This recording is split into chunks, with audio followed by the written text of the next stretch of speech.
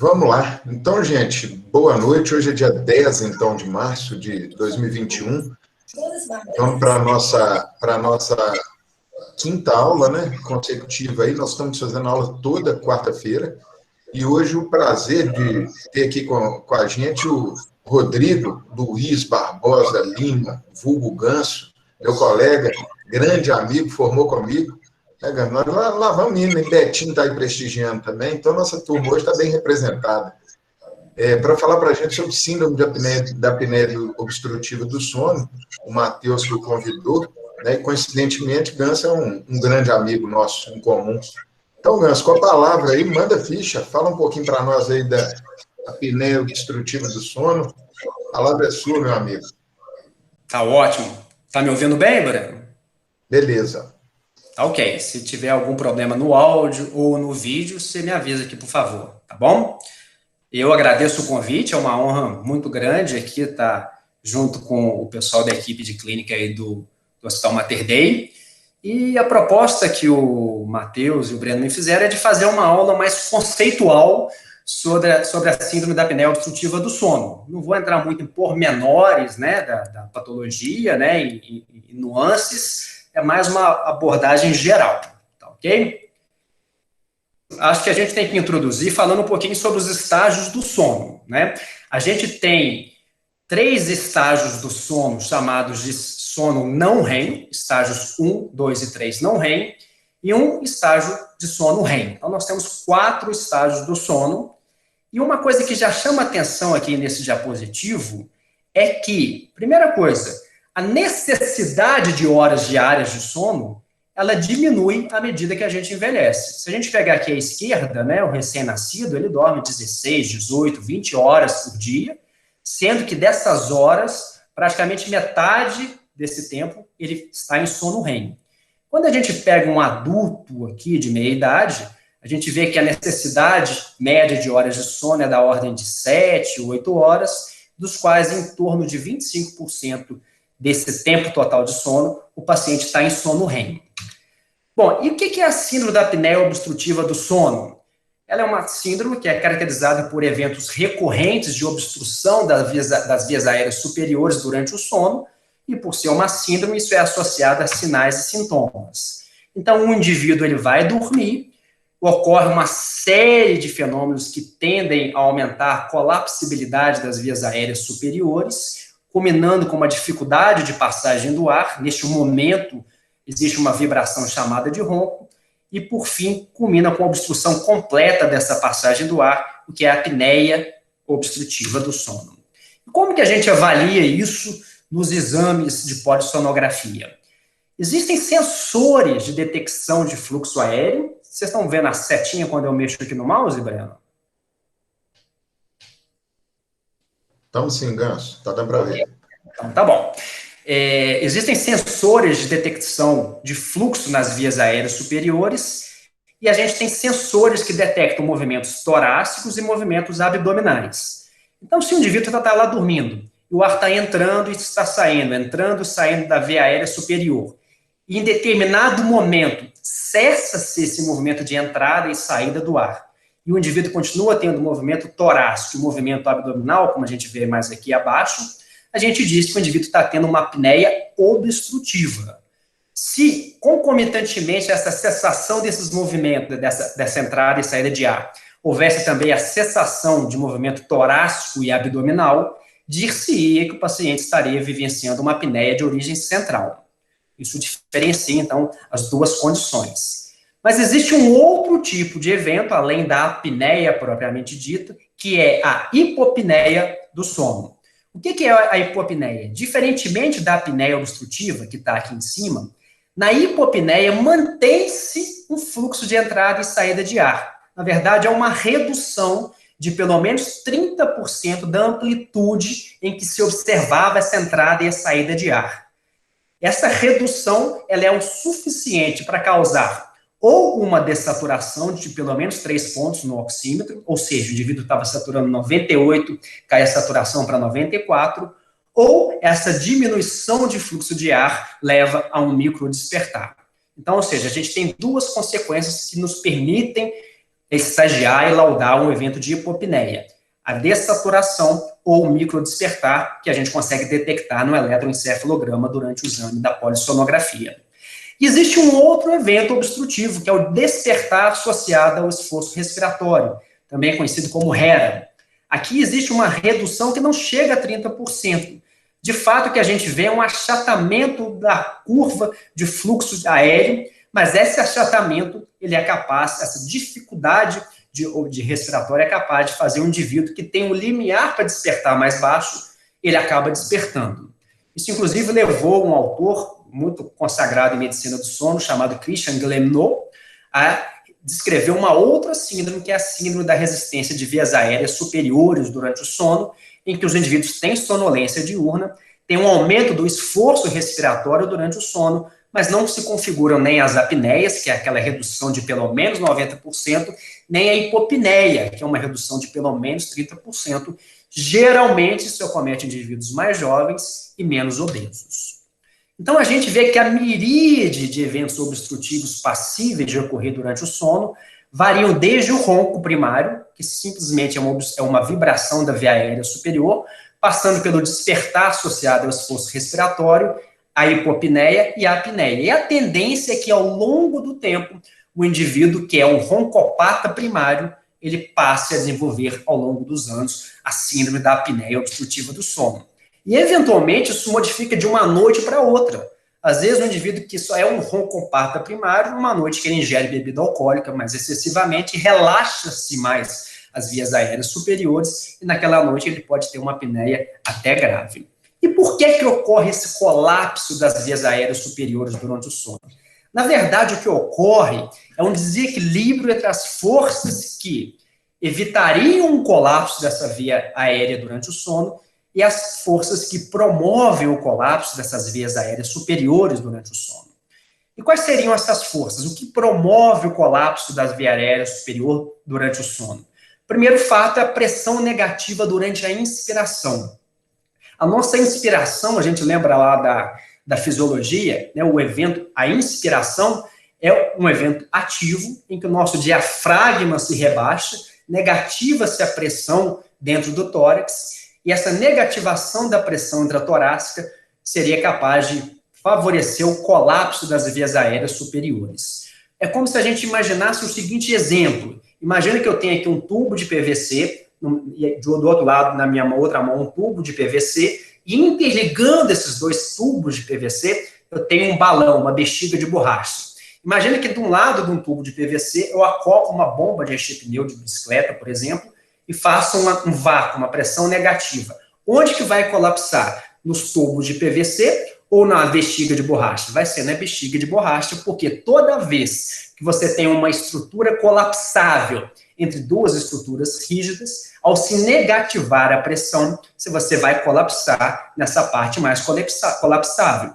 E é exatamente o que ocorre aqui. A gente tem aqui a traqueia, que é uma estrutura cartilaginosa, então ela é rígida, e aqui acima a gente tem o palato duro, né, e a nasofaringe, e no meio do caminho a gente tem a oro e a hipofaringe, que são altamente colapsáveis. Ao se negativar a pressão durante a inspiração, favorece esse colapso aqui nessa região.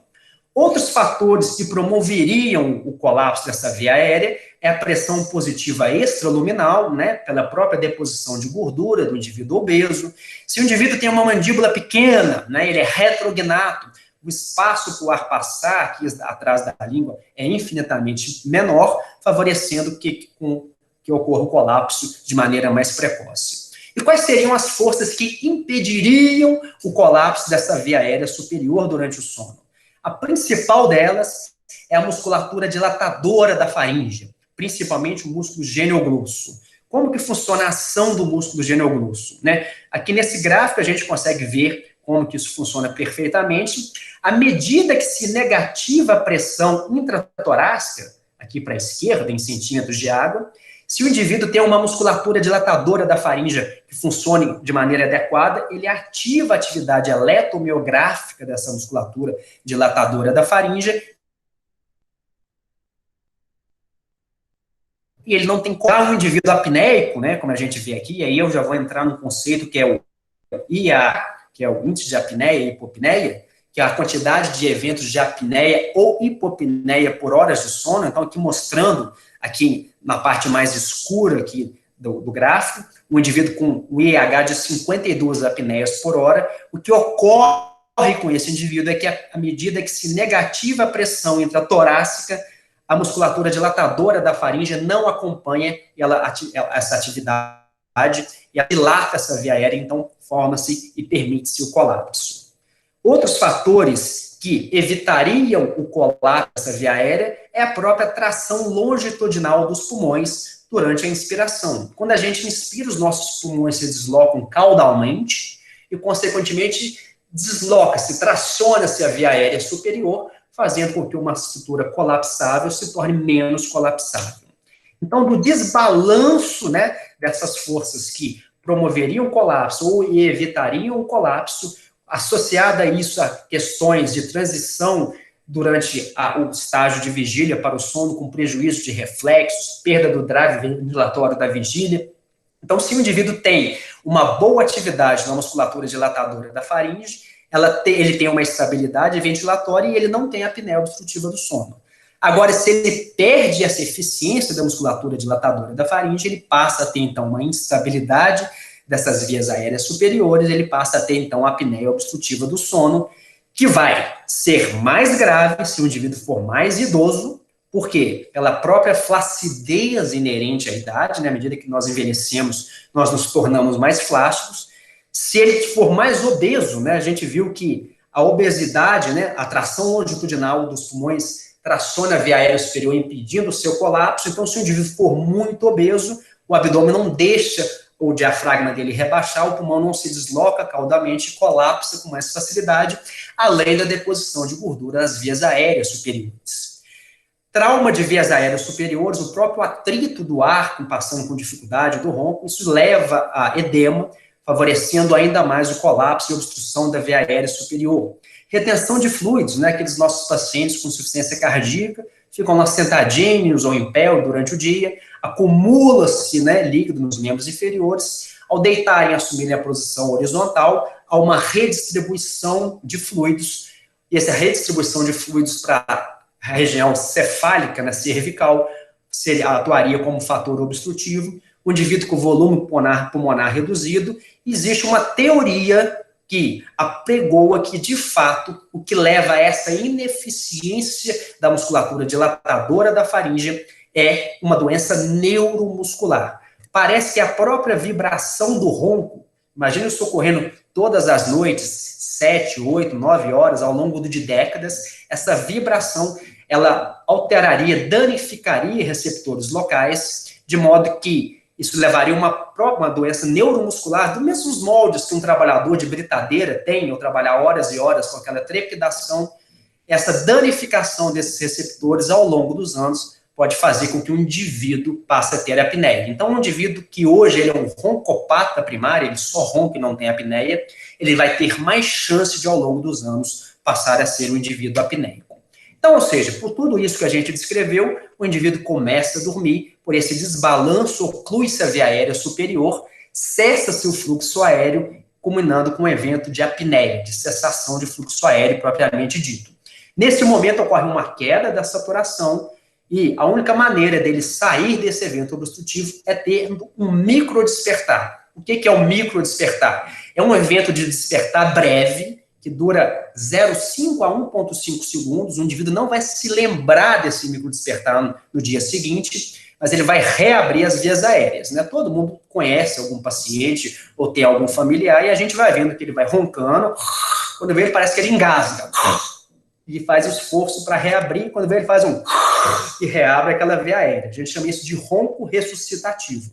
Então ele recupera o fluxo aéreo, retorna à respiração, alivia a asfixia, ele retorna ao sono. Isso vai ocorrendo de maneira recorrente durante aquela noite de sono.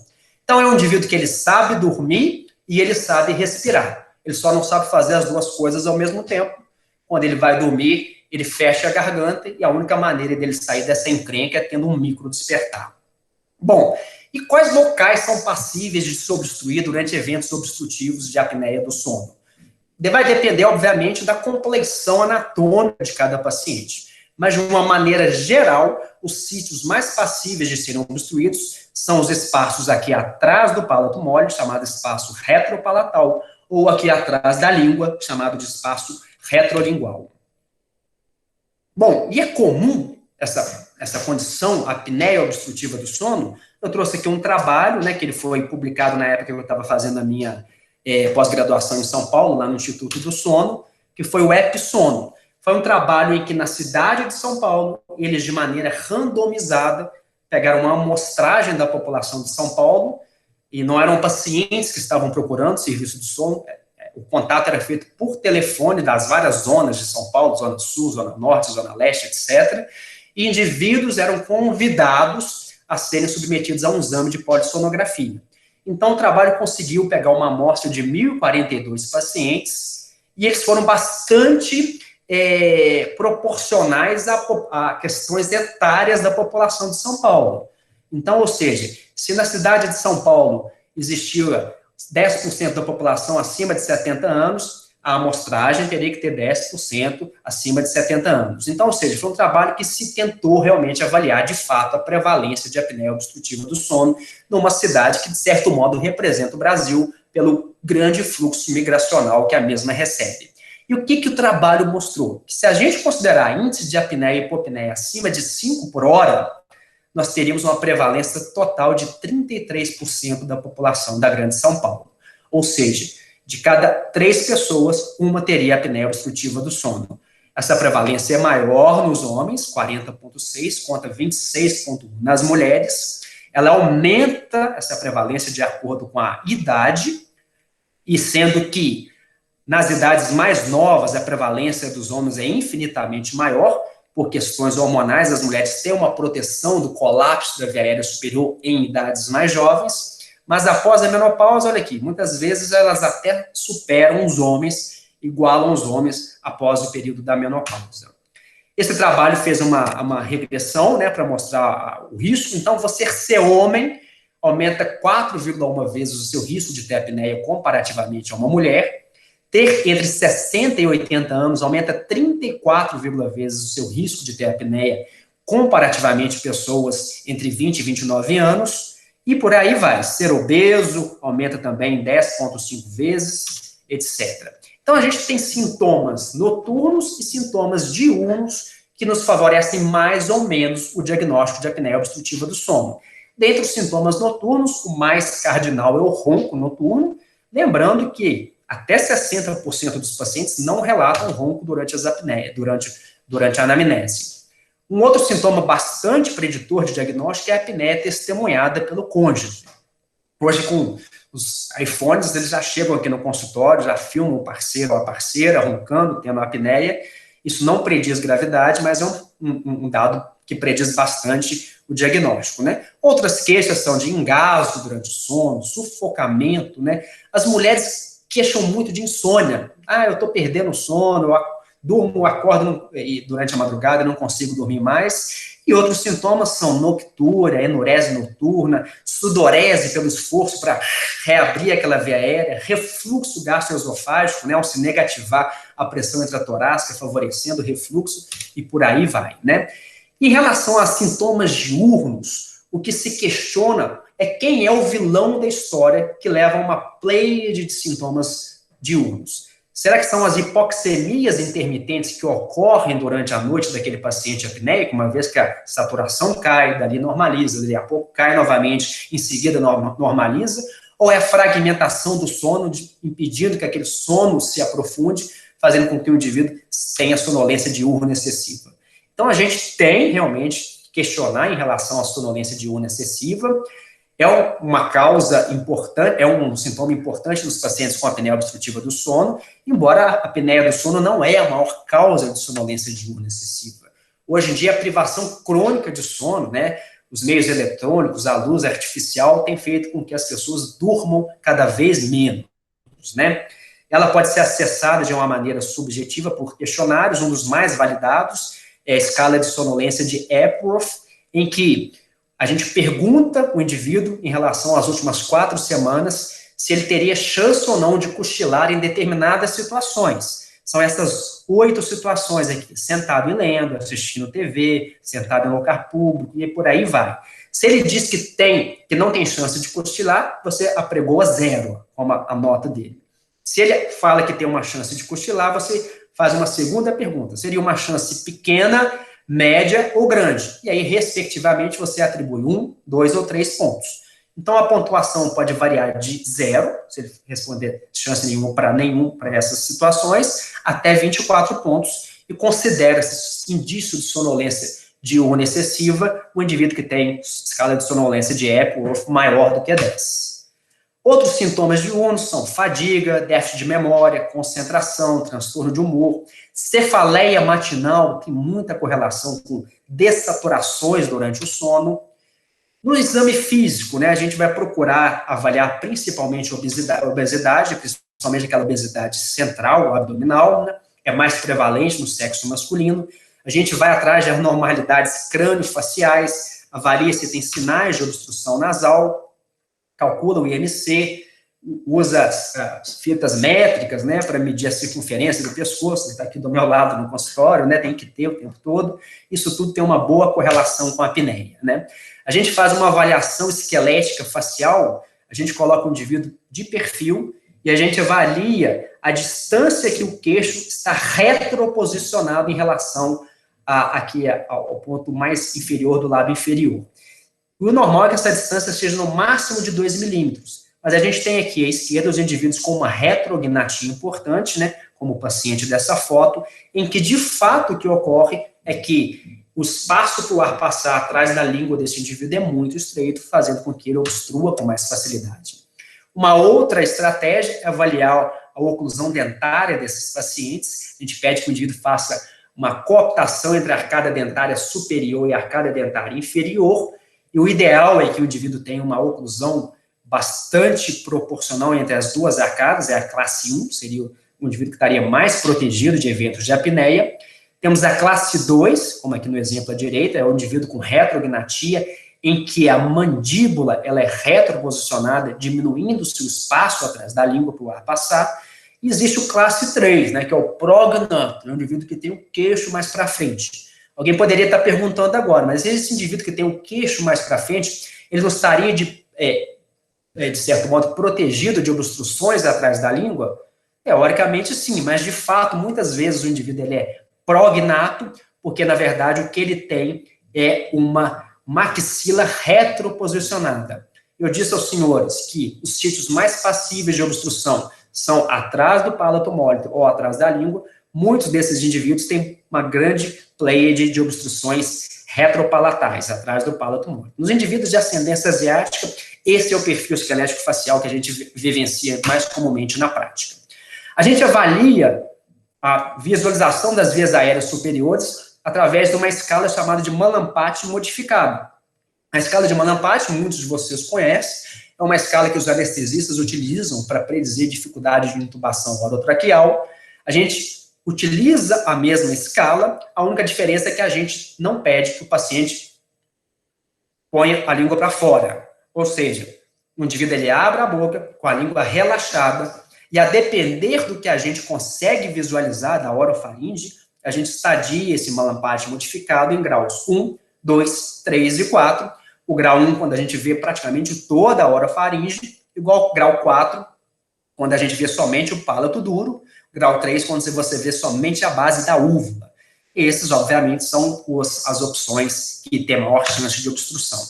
A gente avalia o tamanho das amígdalas, né, e gradua em graus variados de 1 até 4. Obviamente, as amígdalas graus 3 e 4, em que praticamente as amígdalas se encontram uma com a outra, favorece uma chance maior de colapso e obstrução da via aérea superior. E aqui a gente tem, eventualmente, um momento em que um tratamento, eventualmente cirúrgico, resolveria o problema.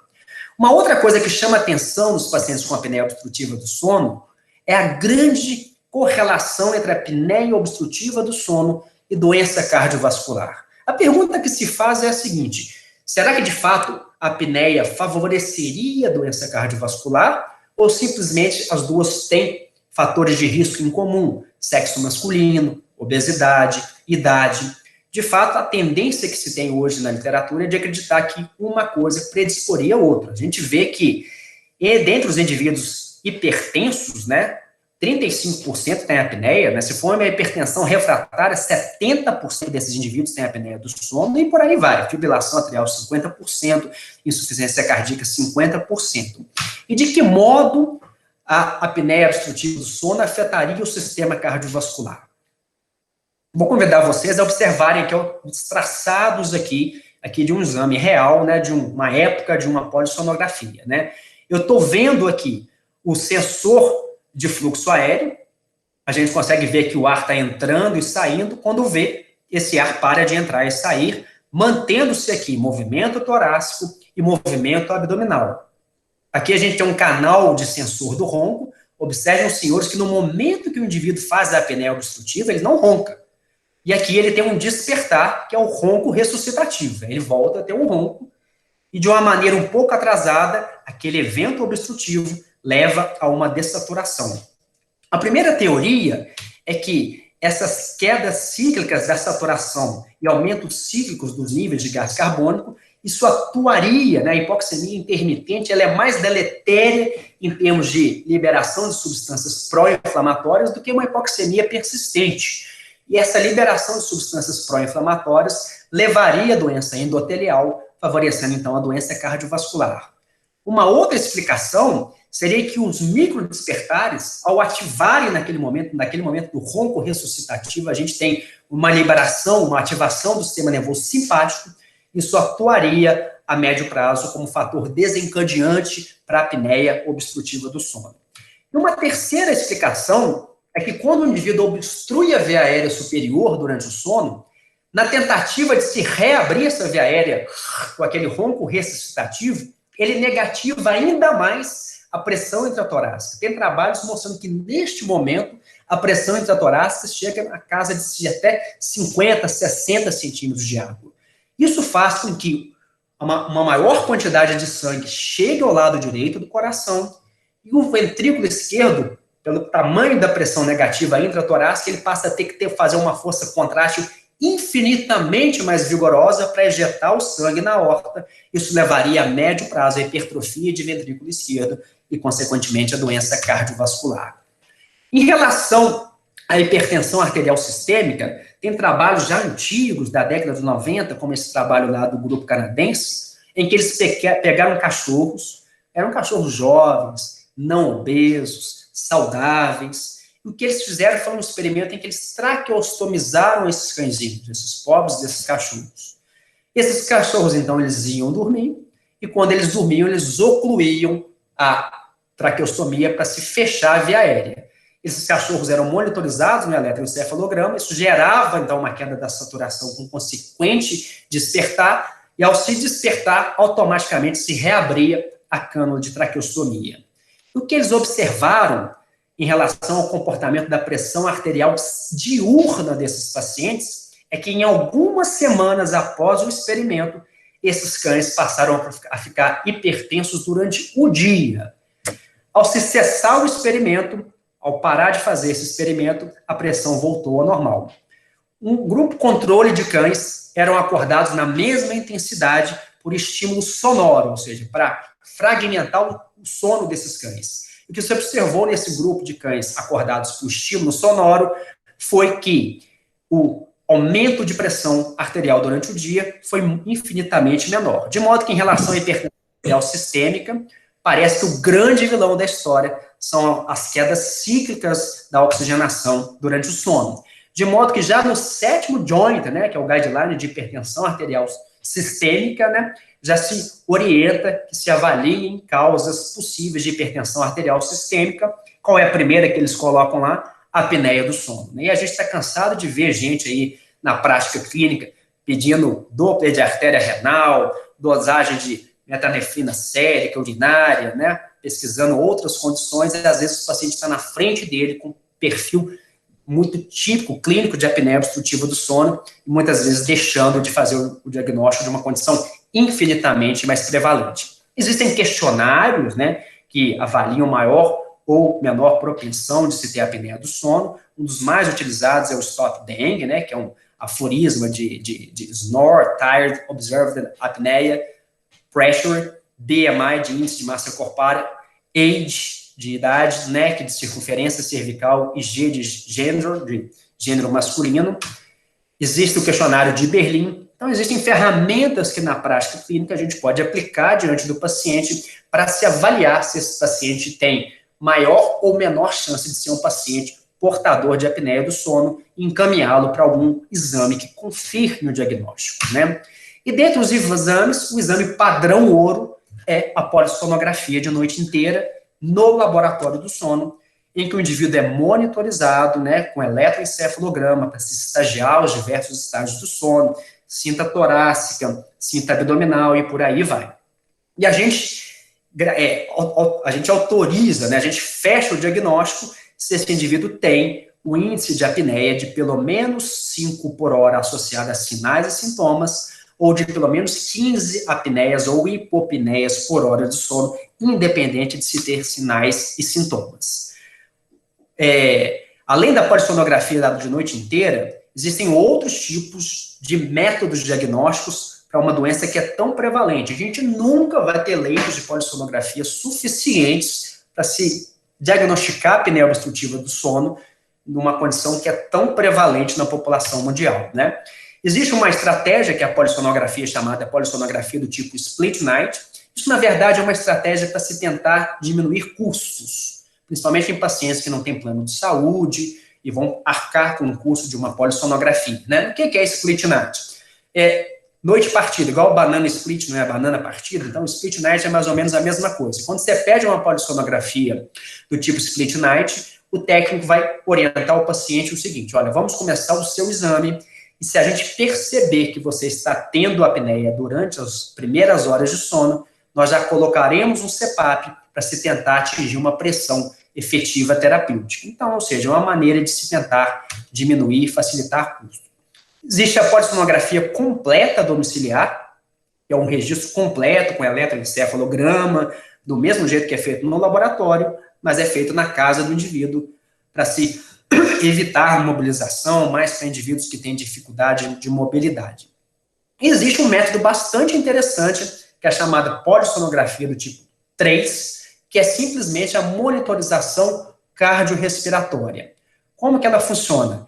Ela tem um sensor de fluxo aéreo, que avalia a entrada e a saída de ar nas vias aéreas superiores, um sensor de movimento torácico, como daquelas fitas, né, que a gente usa para corrida, né, para fazer Cooper, e um oxímetro. Se eu estou diante de um paciente que tem uma probabilidade pré-teste muito alta de se ter apneia do sono, você orienta esse paciente, ele mesmo monta isso na casa dele, é muito simples, como se fosse um catéter de oxigênio, que é o sensor de fluxo de via aérea alta, uma cinta torácica e o oxímetro. Alguns têm até um sensor de eletrocardiograma, que não é necessário. Se o indivíduo, durante vários momentos daquela noite, cessa-se ou diminui-se a amplitude do fluxo nas vias aéreas superiores, levando à dessaturação, a queda da oxigenação que o oxímetro capta, e nesses momentos o indivíduo persistiu tendo movimento torácico, eu vou inferir que ele está tendo apneias e hipopneias. O único evento obstrutivo que eu vou perder é aquela hipopneia que cursa com microdespertar, porque eu estou sem o eletroencefalograma. A hipopneia que leva à dessaturação, a gente vai conseguir observar, como isso aqui é o traçado de um paciente meu, mostrando aqui que o indivíduo apresenta uma diminuição de pelo menos 30% da amplitude do fluxo aéreo, seguidas de quedas da saturação e manutenção do esforço respiratório. Então, ou seja, o indivíduo aqui está tendo eventos de hipopneias aqui em rosa seguidamente, né? Alguns têm até um sensor de posição para avaliar se esses eventos ocorrem somente em posição supina, só de barriga para cima, ou em posições também não supinas, né? E olha, mais recentemente a gente tem metodologias ainda mais fáceis de serem executadas como o sistema Biologix, que nada mais é do que um oxímetro conectado, né, a um aplicativo que você abaixa no seu celular, e o indivíduo dorme na casa dele com esse oxímetro, né, desse sistema, e isso gera depois um gráfico, e não existe uma outra condição em medicina que tenha quedas cíclicas da oxigenação. A oxigenação cai, rapidamente normaliza. Cai, normaliza, e por aí vai. O indivíduo obstrui a via aérea, tem um ronco ressuscitativo, normaliza. Dali a alguns segundos obstrui novamente. Então, simplesmente pelo índice de dessaturação, diante de um indivíduo com uma probabilidade pré-teste alta de apneia do sono, a gente vai conseguir fechar o diagnóstico de apneia obstrutiva do sono de uma maneira bastante confiável. Bom, uma vez diagnosticada, como que a gente vai tratar os indivíduos com apneia obstrutiva do sono? O tratamento começa com medidas educacionais, né? Estimula-se a perda de peso, abstinência alcoólica, né? E evitar decúbito dorsal, né? Até as monitorizações cardiorrespiratórias domiciliares têm sensores de posição, então a gente consegue em muitos indivíduos, né, perceber que aqueles eventos de apneia ocorrem somente em decúbito dorsal, e eventualmente você tem medidas como travesseiros próprios para se evitar o decúbito dorsal, tem opções de se costurar um bolso na parte de trás do pijama e colocar ali uma bola de tênis ou de golfe, para ele evitar de ficar deitado de barriga para cima. São medidas que eventualmente podem ter algum efeito. A perda de peso a gente vai utilizar de dieta, atividade física e eventualmente de cirurgias bariátricas, né? O tratamento padrão ouro ainda é com o aparelho de CPAP, né? CPAP é uma sigla que quer dizer pressão aérea positiva contínua na via aérea. O objetivo desse aparelho é simplesmente formar um coxim de ar que impeça a obstrução dessa via aérea superior durante o sono. É basicamente isso. O objetivo aqui não é ventilar o paciente, é formar um coxim de ar. E a gente observa que, esse é um traçado aqui de uma split night, o indivíduo observa aqui à esquerda um sono bastante fragmentado, com eventos de hipopneias em amarelo e eventos de apneia em azul bastante significativos, com quedas de saturação até abaixo de 60%. O indivíduo foi acordado no meio da noite, foi colocado o CPAP, e esse indivíduo, então, diminuiu progressivamente esses eventos obstrutivos à medida que se ajustou a pressão do CPAP, e a saturação ela ficou muito mais estável em relação ao que vinha antes. Os aparelhos têm evoluídos, né, de modelos antigos, né, para modelos cada vez menores, que cabem na pasta, né, que permitem relatório online, né, Wi-Fi, se manda para o celular, os pacientes mandam pelo WhatsApp, a gente consegue gerenciar o tratamento desses pacientes. Os modelos de máscara também têm evoluído bastante, né, antigamente as máscaras eram mais oronasais, hoje a gente utiliza mais máscaras nasais, máscaras intranasais, inclusive, né, a gente chama de pillow. Olha, essa máscara é uma máscara bastante interessante, porque o ar entra aqui pelo alto da cabeça, e ele pode vir pelo lado esquerdo ou pelo lado direito, e permite que o indivíduo, então, durma, inclusive, de lado. Se ele obstruiu, o ar está indo pelo outro lado, né? Então, ou seja, houve uma evolução muito grande em relação às máscaras, né? Que é o nosso principal instrumento para facilitar a adesão, e realmente a gente tem um desafio de fazer o paciente acreditar que o que a gente está colocando na face dele para ele dormir não é nada disso, mas é de fato uma interface amigável que vai melhorar a qualidade de vida dele, a qualidade do sono dele e, eventualmente, de quem está ao lado dele. O uso do umidificador e a educação melhora muito a adesão. Aqui, a nossa região aqui de BH é muito seca, né, grande parte do ano, então aqui é o uso de rotina, os CPAPs com umidificador acoplado. Obviamente, se o indivíduo mora, né, em regiões litorâneas, ou eventualmente Manaus, não vai ser preciso usar o umidificador aquecido. Os CPAPs, como eu já mencionei, eles têm cartões de leitura que permitem gerar relatórios de uso, né, e a gente consegue avaliar isso, inclusive, de maneira à distância mesmo, acho que a medicina do sono, foi muito fácil exercer medicina do sono por telemedicina aí, com a pandemia de Covid-19. Foi impressionante, a gente não teve maiores problemas em avaliar e conduzir esses pacientes, né? Além do CPAP, quais seriam as outras opções terapêuticas que teríamos para tratar esses pacientes? Um deles são os chamados aparelhos intraorais, que são os reposicionadores mandibulares de ajuste progressivo. Todos nós conseguimos tracionar anteriormente a nossa mandíbula, né?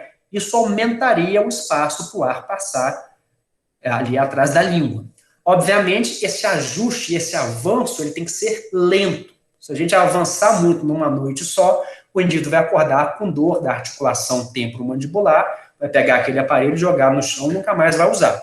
Então, esse acompanhamento ele é feito por dentistas especialistas em odontologia do sono, e esse ajuste, esse avanço, ele é lento e progressivo. E a gente indica, né, esses aparelhos aqui, só mostrando alguns modelos existentes, para indivíduos que têm ronco ou apneias mais leves. Um outro dispositivo é um dispositivo de retenção lingual, em que se succiona a língua desse indivíduo para fora. Obviamente, é um dispositivo que a gente utiliza mais para indivíduo que não tem dentes, para tentar se tracionar anteriormente. É uma nojeira, né, esse negócio aqui. Imagina só essa língua para fora, né, quantidade de saliva. Então, as indicações desses aparelhos intraorais ficam mais para ronco primário, síndrome de resistência de vias aéreas superiores e apneias leves, no máximo moderada, e eventualmente para apneia grave naquele indivíduo que não adaptou ao uso do CPAP. Mais recentemente, nos Estados Unidos, o FDA aprovou uma tecnologia que é bastante interessante, que são dispositivos de estimulação do nervo hipoglosso, né? O nervo hipoglosso, ele provoca a dilatação da faringe à medida que se negativa a pressão intratorácica. Então, nada mais é do que um marcapasso transcutâneo, que tem um sensor aqui na quarta região intercostal, e um outro sensor que vai lá no nervo hipoglosso, e basicamente esse sensor detecta durante o sono, quando ele está ligado, o indivíduo liga isso, na hora que ele vai dormir, e ao se detectar que está tendo um esforço exuberante, né, com o aumento da pressão negativa intratorácica, isso leva a um estímulo indolor do nervo hipoglosso, fazendo com que se tracione anteriormente a língua, fazendo com que o indivíduo, ao ter o aparelho estimulado aqui à direita, aqui à esquerda ele está sem o estímulo, aumenta-se aqui o espaço para o ar passar, mostrando redução do índice de apneia. Esse aparelho foi desenvolvido por um pneumologista chamado Patrick Stroll, ele teve até no Congresso Brasileiro aqui de Pneumologia, e a gente está batalhando para tentar aprovar isso aqui no Brasil também. Em termos de tratamento cirúrgico, a gente tem a opção das cirurgias nasais, que apesar de influenciar pouco, né, no índice de apneia e hipopneia, porque as obstruções são mais a nível de espaço retropalatal e retrolingual, e apesar de influenciar pouco, melhora a adaptação às máscaras nasais, e, eventualmente, melhora os resultados quando se utiliza o CPAP. Em relação ao tratamento cirúrgico de úvulo-palato faringoplastia, né, na década de 90, né, se realizou muita úvulo-palato, era um verdadeiro roto-rooter da orofaringe aí desses indivíduos, né, retirava-se os arcos amidalianos, as amígdalas, né, a úvulo, né, e na época os indivíduos tiveram uma resposta inicial muito boa a esse tratamento cirúrgico, mas com o tempo esses indivíduos voltaram a envelhecer, voltaram a ganhar peso e voltaram a ter apneia do sono. E toda vez que eu estou diante de um paciente que tem apneia obstrutiva do sono, ele foi submetido a uma cirurgia dessa no passado, geralmente eu vou ter problema de adaptar esse paciente a utilizar o CPAP. Hoje a gente sabe que a úvula é muito importante no direcionamento de fluxo de ar em direção à traqueia. Esses indivíduos que foram submetidos a esse procedimento, quando a gente adapta o CPAP neles, eles começam a ter muita aerofagia, acordam no meio da noite com o estômago distendido, por aerofagia propriamente dita, né? Então, hoje é uma cirurgia que é proscrita, essa úvulo-palato, né, bastante radical. Cada vez mais a tendência cirúrgica de úvulo-palato são de se mexer cada vez menos aqui na região medial e cada vez mais na lateral, para se melhorar o espaço aqui para o ar passar.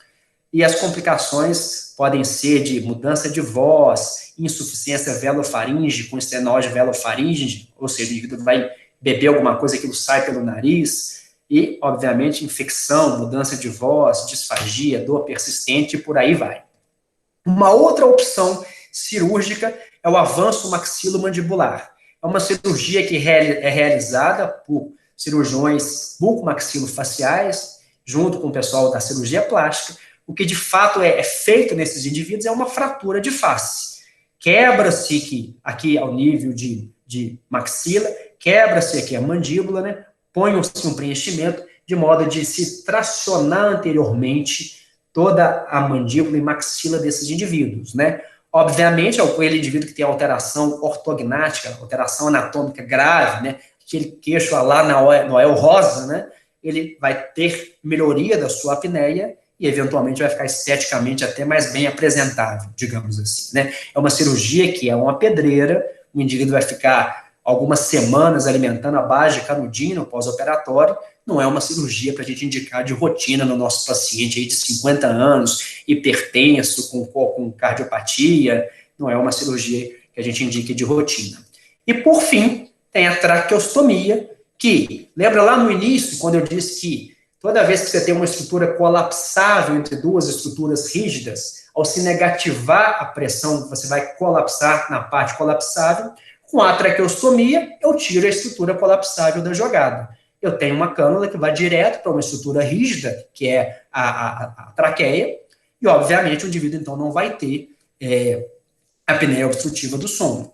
Obviamente, é um procedimento cirúrgico de maior eficácia, mas, devido às suas graves repercussões psicossociais, a gente só vai indicar traqueostomia para pacientes com apneia graves e com comorbidades graves. Eu tenho um paciente que eu tive que traqueostomizar, ele é um paciente que ele é um desembargador, ele foi para São Paulo, fez aquela óvulo pálido, e ele passou até a apneia, voltou até a apneia, a gente tentou adaptar CPAP para ele estava tendo doença cardiovascular, teve um AVC, felizmente não teve graves repercussões, e a gente importou uma cânula de traqueostomia, a gente foi, então, traqueostomizado, ele praticamente trabalha de terno o tempo todo, fica imperceptível, né, ele conversando, você não percebe que ele é traqueostomizado, e à noite, quando ele vai dormir, ele abre a traqueostomia e respira pela traqueostomia, e não tem, então, eventos obstrutivos durante o sono.